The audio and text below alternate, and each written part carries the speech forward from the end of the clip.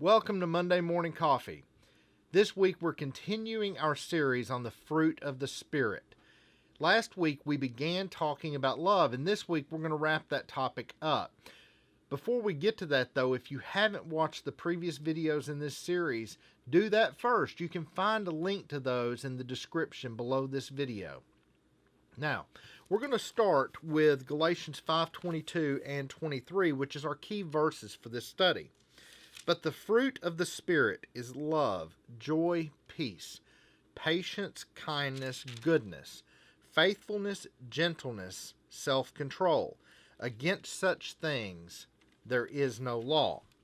And then we also went to 1 Corinthians 13:4 last week, where we found a description of what a God kind of love or an agape love is. 1 Corinthians 13:4 states, love is patient, love is kind and is not jealous. Love does not brag and is not arrogant, does not act unbecomingly. It does not seek its own, is not provoked, does not take into account a wrong suffered, does not rejoice in unrighteousness, but rejoices with the truth, bears all things, believes all things, hopes all things, endures all things. Love never fails. Now, I think that's a passage that we need to read over and over and over. When you say you love someone, is that the kind of behavior you exhibit? Is that the behavior you exhibit to your spouse? Is that the behavior you exhibit to your children? Or what about your neighbors? After all, the Bible says for us to love our neighbor, correct? So it's a great spot for us to begin and understand what a God kind of love is. There was a man and a woman. They had children. The man had a job outside the home, and the woman was a stay-at-home mom and housewife. Now, every evening when the man came home, his wife would give him things that she wanted him to accomplish that evening, chores that needed to be done. And this was really irritating the man. He felt as if those were her responsibilities as the housewife, the one that was taking care of the home. To be very honest, this was causing a lot of fighting in the home, a lot of bitterness and unhappiness. In fact, the man complained about this a lot. And then one day when he was doing his Bible study, he came across this passage beginning in 1 Corinthians 13:4, and he realized that he was not exhibiting loving behavior towards his wife. Now, he still didn't like it that he had these chores to do, but instead he thought, rather than complaining, he needed to begin to show her love, just as he was taught in the Bible. And he did that. He started doing the chores without complaining about them. In fact, he started doing more chores than he was asked because he wanted to show her that he loved her. Now, amazingly, over time, the bickering stopped in the house. The bitterness went away. The cloud that was hovering over that home dissipated into anything. Now, why did this happen? It happened because the man started showing love towards his wife rather than hatred because he disagreed with her.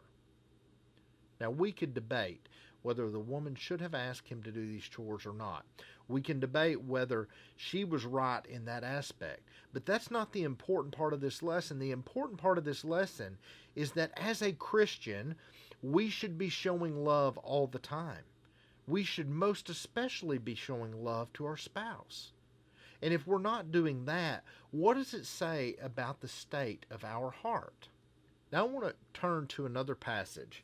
We're going to begin in Galatians 5:13. We're actually not going to read the whole passage, but when we're talking about love, it tells us in Galatians 5:13 that through love we are to serve one another.